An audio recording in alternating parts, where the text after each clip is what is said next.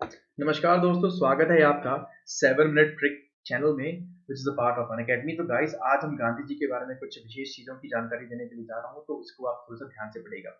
आइए, सबसे पहले मैं 2-3 चीज़ें की जानकारी आपको दे दूँ यहाँ पे, जिसमें सबसे पहले मैं आपको बता देता हूँ यहाँ पे जो सबसे ज़रूरी चीज़ है, जो गांधी जी के बारे में जानना ज़रूरी है, वो क्या है? सबसे पहले इनका बर्थ कहाँ पे हुआ था? पोरबंदर में हुआ था यहाँ पे। ये आज की डेट में कहाँ पे है? गुजरात में। यहाँ पे कहाँ पे? गुजरात में। 2 अक्टूबर सब जानते हैं, यहाँ पे इसी महीने में गया है यहाँ पे। और 1869 में इनका बर्थ हुआ था। इसके बाद लगभग 13 साल की उम्र में इनकी मैरिज हो गई थी। क्या हो गई थी? मैरिज हो गई थी। इसके बाद 1891 में कहाँ चले जाते हैं? इंग्लैंड चले जाते हैं। और फिर वहां से ये साउथ अफ्रीका चले जाएंगे एक केस लड़ने के लिए। तो ये था इनके सामने सामने की पहली ब्रीफिंग थी यहाँ पे, ये मैंने आपको बता दिया। अब इसके बाद इनके लाइफ में बहुत सारी घटनाएं घटी हैं, जो मैं आज आपको पूरा क्रोनोलॉजिकल ऑर्डर में एक शॉर्ट ट्रिक कह सकते हैं, एक राइम कह सकते हैं, उसके माध्यम से ये आपको हेल्प करेगा इसको रिटेन करने में, इनको याद करने में, क्योंकि एग्जाम में अक्सर डायरेक्टली ये पूछे भी जाते हैं यहाँ पे। चलिए, अब इसमें याद कर लीजिएगा कि साउथ अफ्रीका के बाद भारत आते हैं 9 जनवरी 1915 को। सबसे पहले तो ये याद कर लीजिएगा, ठीक है। 9 जनवरी को हम एनआरआई डे मनाते हैं। क्या करते हैं? एनआरआई डे मनाते हैं, प्रवासी भारतीय दिवस मनाते हैं। क्लियर? अब जाते हैं थोड़ा सा इनके अराइवल के ऊपर, मैंने आपको बता दिया। अब इसके बाद ये चंपारण आते हैं, इंडिगो सत्याग्रह की अगर हम बात करें यहाँ पे, तो वहां पे शुक्ला साहब उनको इनवाइट करके लेके चले जाते हैं। राम प्रसाद शुक्ला जी होते हैं, जहाँ पे नील की खेती, इंडिगो की खेती हो रही होती है, उनके ऊपर जुल्म हो रहा होता है, तो उनके ऊपर काम करते हैं यहाँ पे। और एक टैक्स यहाँ पे इंप्लीमेंट होता है यहाँ पे 3/20, जिसको हम क्या कहते हैं यहाँ पे? 3 कटिया टैक्स होता है यहाँ पे। याद रखना, वैल्यू पूछी जाती है कभी कभी। अब देखो, चंपारण आए और उसके बाद अहमदाबाद मिलके इसमें, फिर खेड़ा में, ये क्रोनोलॉजिकल ऑर्डर में। आइए जानते हैं इसको हम कैसे याद करेंगे। इंडिया आते ही निकल गए चंपारण। इंडिया आते ही निकल गए चंपारण। यहाँ पे किसने इनवाइट किया था? यहाँ पे शुक्ला जी ने।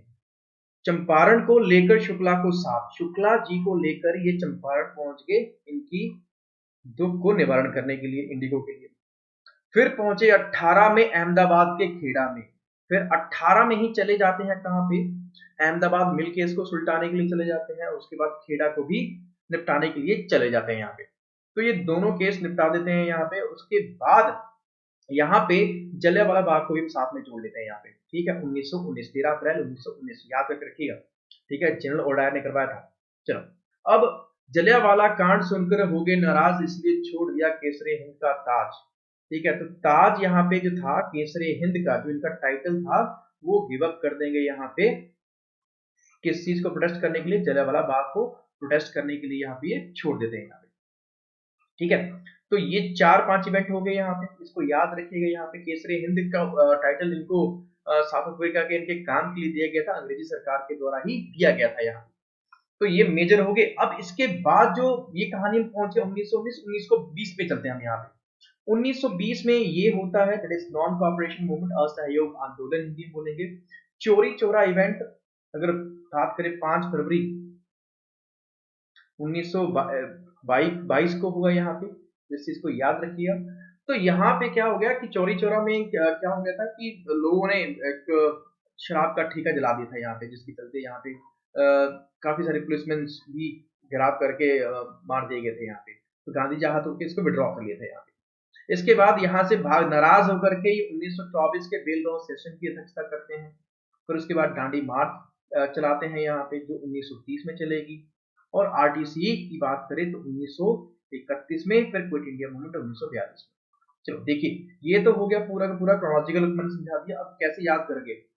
कह दिया अंग्रेजों को सहयोग न देंगे तुमको, ठीक है। ये बात आगे नॉन कॉपरेशन थी, तो ये 1920 में क्रोनोलॉजिकल ऑर्डर में, ये पूरा क्रोनोलॉजिकल ऑर्डर में है यहाँ पे। इसलिए गांधी पहुंचे ढांडी और झुक गई सरकार। इसीलिए वो कहां पहुंच गए? ढांडी पहुंच गए यहाँ पे, जो गुजरात में, नवासी में। और झुक गई सरकार।